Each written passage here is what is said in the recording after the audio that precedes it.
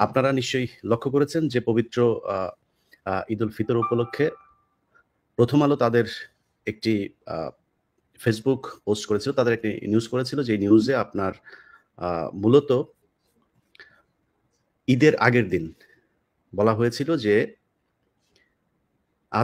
কাল চাঁদ দেখা গেলে আজ ঈদ। অর্থাৎ ঈদের ঠিক আগের দিনের একটি নিউজ। সেই নিউজটিতে তাদের আ যে ছবিটি কার্টুন আকারে দেয়া হয়েছিল সেখানে কয়েকজন মানুষের ছবি।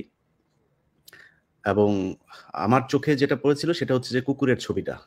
আমি পরবর্তীতে একজন পুলিশের এসপি যিনি কিনা আমি উনার নামটা নিচ্ছি না। উনি আবার চিত্রাঙ্কন করতেন। তো উনি আমাকে কিছু জিনিস আবার দেখালেন যে, যে ছবিটা দেয়া হয়েছিল, সেই ছবির ভেতরে একজন নারীর দিকে যে পুরুষের যে দৃষ্টিটা, সেই দৃষ্টিটাও একটা লোলুপ একটা দৃষ্টি তারা আঁকার চেষ্টা করেছে। একটা পেঁচার ছবি দিয়েছে। আপনারা জানেন পেঁচা হিন্দুদের কোন দেবীর বাহন? আর সূর্যমুখী ফুলের একটা দেয়া হয়েছে এবং সূর্যমুখী ফুল কিসের সেটাও আপনারা জানেন। এগুলো একটা সূক্ষ্ম ব্যাপার। কিন্তু যেটা আমার চোখে পড়েছিল সেটা হচ্ছে যে কুকুরের ছবি দেয়া।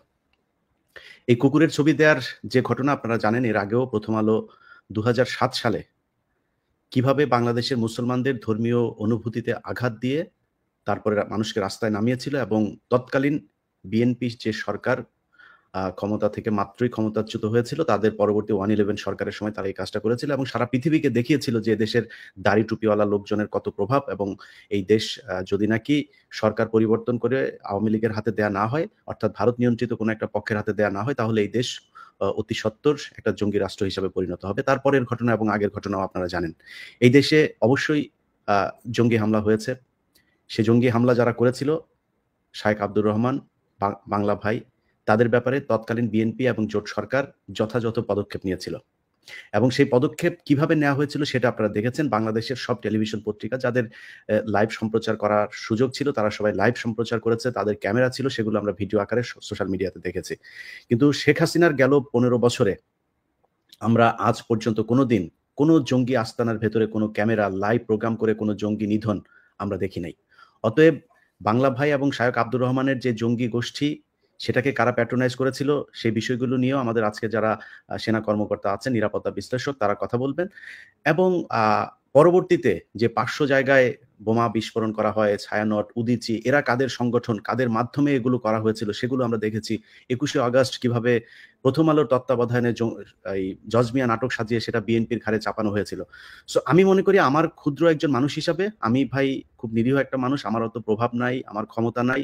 আমি আমার জায়গায় মানুষের উপরে যতটুকু প্রভাব বিস্তার করার সুযোগ আছে সেটা আমার এই সোশ্যাল মিডিয়া, Facebook, YouTube এর মাধ্যমে আমি কথা বলি। আমার কাছে মনে হয়েছে এই দেশের সবচাইতে বড় সংকট হচ্ছে এই প্রথম আলো, আওয়ামী লীগ এবং ইন্ডিয়া মিলে আমাদেরকে যে জঙ্গি রাষ্ট্র হিসাবে বানানোর চেষ্টা করেছে, সেটাই হচ্ছে সবচাইতে বড় ক্রাইসিস। আমার মনে হয়েছে যে আমাদের দেশের বিশেষ করে বিএনপি এবং জামায়াত আমাদের সেই আসল যে সমস্যা সেখান থেকে সরে এসেছে। তারা সেটাকে সমস্যা হিসাবে না দেখে অন্যদিকে ঘুরার চেষ্টা করছে। বিশেষ করে বিএনপির অনেক কথাবার্তা শুনলে আমার কাছে মনে হয় আওয়ামী লীগের কোনো একজন ব্যক্তি বোধহয় কথা বলছেন। তারা এখন মুক্তিযুদ্ধের চেতনা নিয়ে কথা বলেন এবং এই যে প্রথম আলোকে যদি নাকি কেউ প্রতিবাদ করতে যায় সেটাকেও তারা মির্জা ফখরুলের মতো মানুষ বলে ফেলেন যে তাদের উপরে নাকি হামলা হয়েছে এবং এই গণমাধ্যমের উপরে হামলা বিএনপি কোনোভাবেই সহ্য করবে না। জামায়াতের আমির তিনি গতকালকে তার ফেসবুক পোস্টে প্রথম আলোর ব্যাপারে কথা বলেছেন।